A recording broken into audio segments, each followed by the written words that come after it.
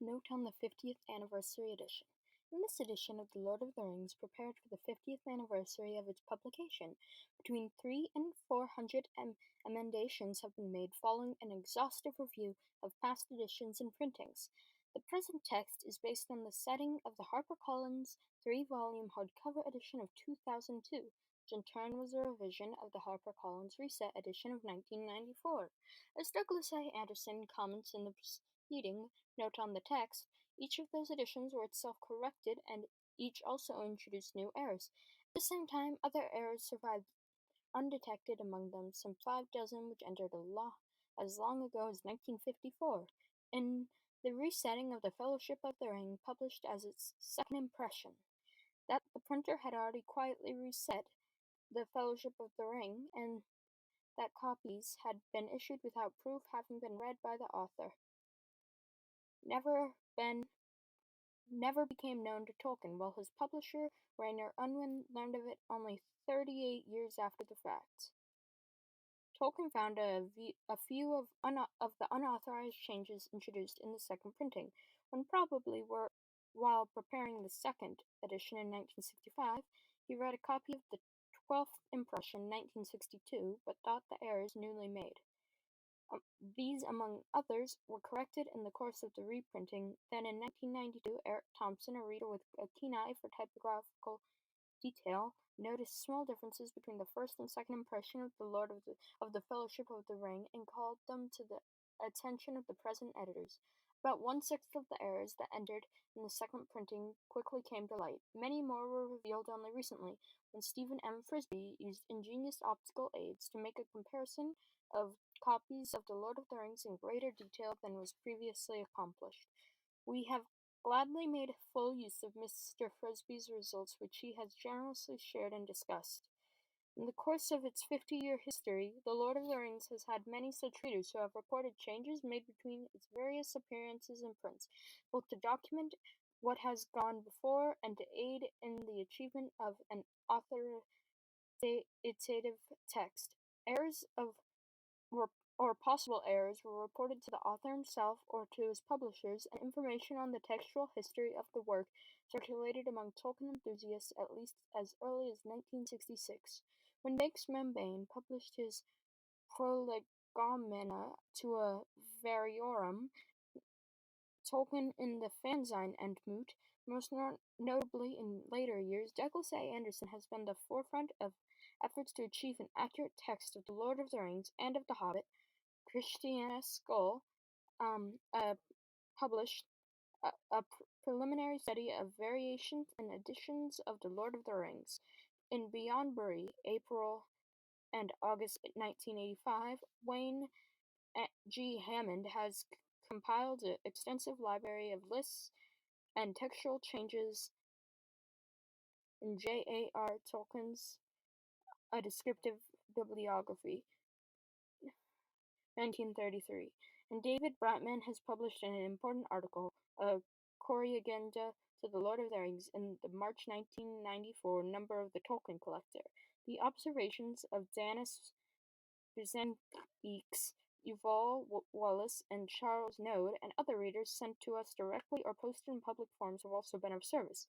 Efforts such as these follow the example of the author of The Lord of the Rings during his lifetime. His concern for the textual accuracy and coherence of his work is evident from the many emendations he made in later printings, and from notes he made for other emendations which for one reason or another have not previously, or have only partly, been put into effect.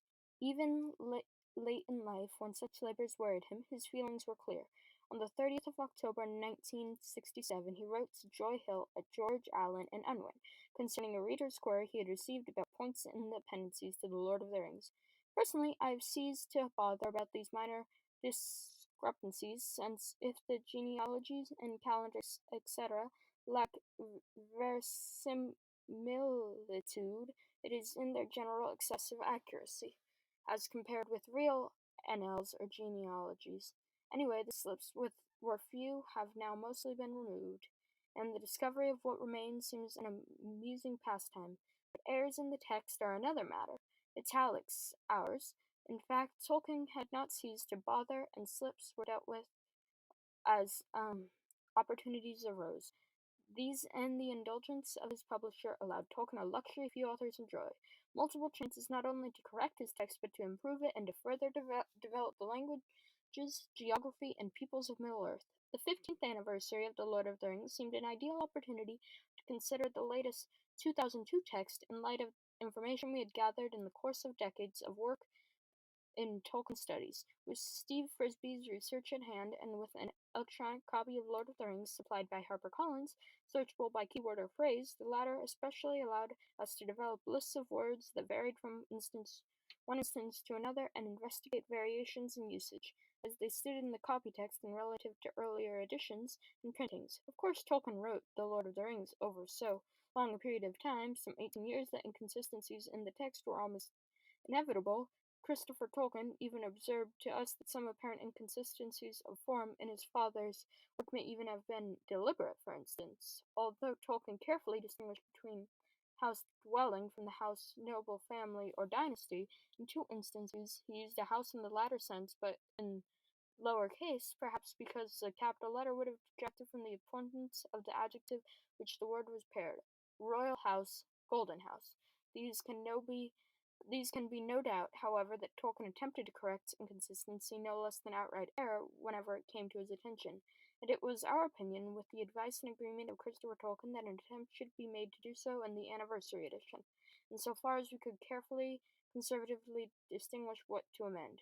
Many of the emendations in present text are to marks of punctuation, either to correct recent typographical errors or to repair surviving alterations introduced in the second printing of the Fellowship of the Ring.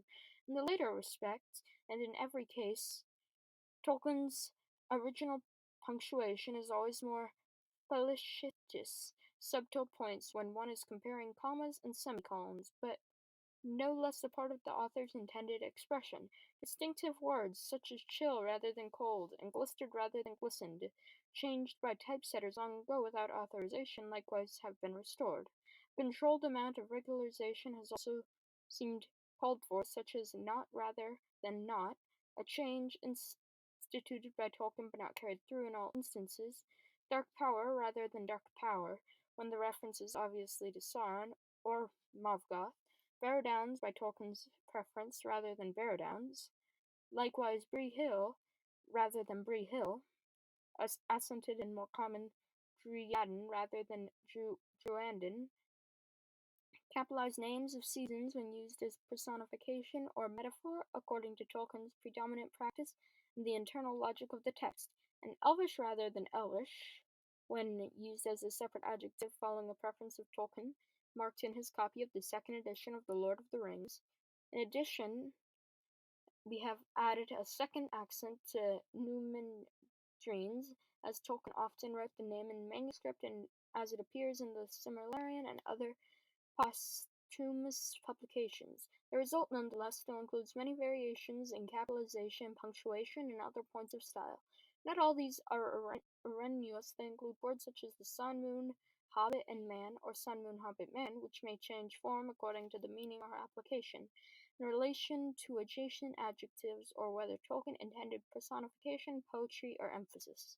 His intent cannot be divined with confidence in every case, but it is possible to discern Tolkien's preferences in many instances, from statements he wrote in his check copies of The Lord of the Rings, or from close analysis of its text and manuscript, typescript, proof, and print.